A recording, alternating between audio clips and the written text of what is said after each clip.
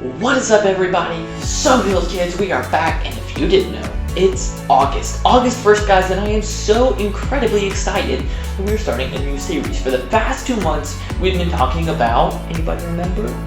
Confidence. That is right. And now we're moving into a new series today, and it is wisdom. That's right. We are talking about wisdom, which is so fitting because I know a lot of you guys are going back to school in the next day or two.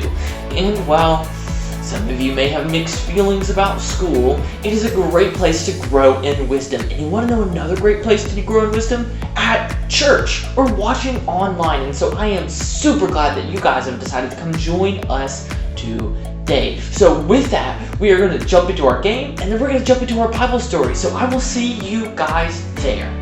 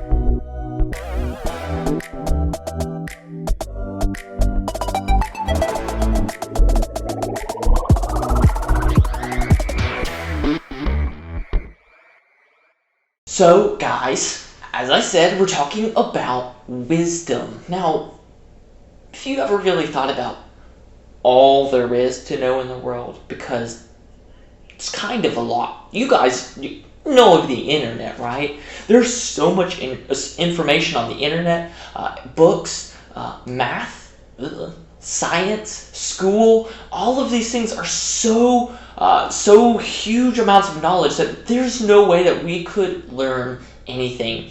In fact, people will spend their entire lives learning one single thing, and maybe they won't even master it, right? There are so many things in this world and so much to focus on. The question is, what do we focus on? How do we pursue wisdom when there's so much to focus on? Well, today we've got a story for you guys, and I am super excited about it. So, got my Bible. I hope you guys do too. We're going to be in Luke chapter 2. So, if you don't know, Luke is in the New Testament. It is one of the 4 Gospels: Matthew, Mark, and Luke. Luke is the third of 4 Gospels. We're going to be chapter 2, and we're going to be in verses, let's see, 41. And we are talking about Jesus when he was a kid. There's very few stories of Jesus as a kid. And so this is important. And it's important for us because, well, a lot of you guys are kids too. So let's dive in and see what it has to say. It says every year, Jesus' parents went to Jerusalem for the Passover festival. So part of the Jewish tradition was if you could go to Jerusalem and celebrate the Passover, which was a special festival. If you guys remember the Old Testament, when Moses led the Exodus out of Egypt, the Passover was what happened at the very end, where they put the blood of the lamb on the doorpost, and they were saved from the angel of death. And so the Passover is a celebration, really celebrating their freedom from slavery. So they had gone to celebrate the Passover festival. And when Jesus was 12 years old, so some of you guys might be 12 years old, they attended the festival as usual. After the celebration was over, they started home to Nazareth. So on their way home to Nazareth, but Jesus stayed behind in Jerusalem. Whoop. And his parents didn't notice at first because they assumed he was among the other travelers. But when he didn't show up that evening, they started looking for him among their relatives and friends. Ooh, that's kind of scary. If you're a parent, you kind of know that feeling. So when they couldn't find him, they went back to Jerusalem to search for him there. 3 days later, they finally discovered him in the temple, sitting among the religious teachers, listening to them and asking questions. All who heard him were amazed at his understanding and his answers. His parents didn't know what to think. "Son," his mother said, "why have you done this to us? Your father and I have been frantic, searching for you everywhere." "But why did you need to search?" he asked. "Did you not know I must be in my father's house?" But they didn't understand what he meant. And he returned to Nazareth with them and was obedient, and his mother stored all these things in his heart. And this one's important. Jesus grew in wisdom and in stature and in favor with God and all the people.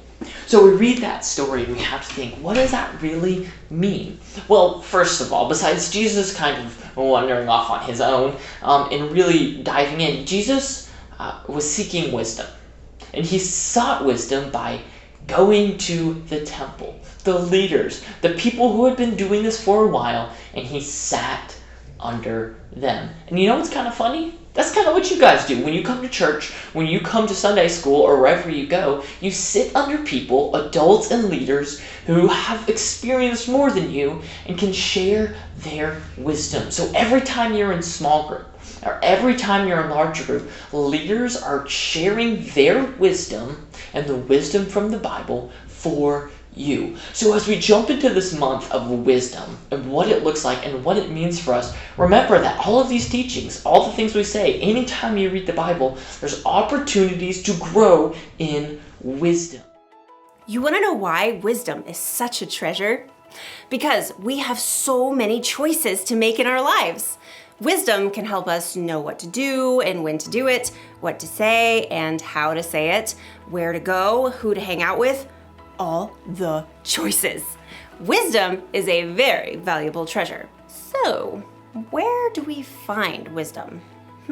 When Mary and Joseph were searching all over for Jesus, they found him in the temple asking questions and listening to wisdom from the teachers. So maybe we can search for wisdom from our church leaders.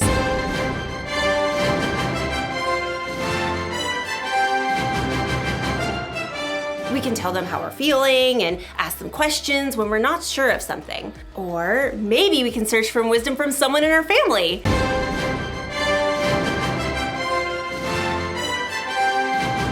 Your family probably knows you better than anyone, and they can help you make tough decisions in a way that no one else can. And there's another place that we can search for wisdom. Ta-da! The Bible is full of God's wisdom.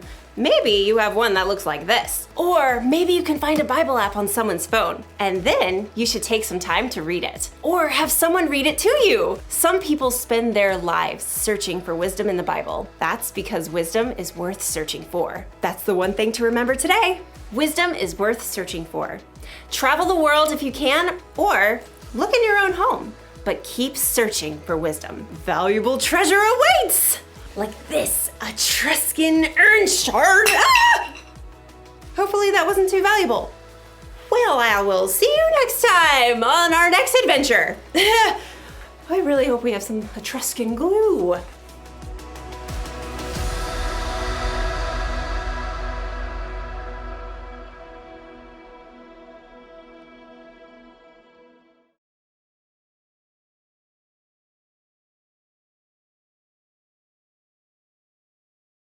So, as we prepare for this month, I want you to think about the question of today.